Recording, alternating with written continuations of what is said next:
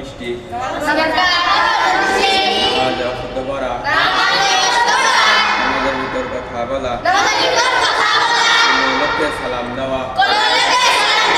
সালামের উত্তর দেওয়া শব্দ করা নজরে কাশা আমলে কাসির করা বিপদে বেদনায় শব্দ করিয়া কাদা ইত্যাদি পরিমাণ সতর খুলিয়া থাকা ইত্যাদি ব্যতীত অপর ব্যক্তির লোক মানাওয়া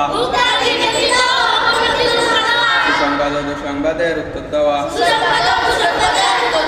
এক জায়গায় চেষ্টা করা কেবলার দিক হইতে সিনা ঘুরিয়ে যাওয়া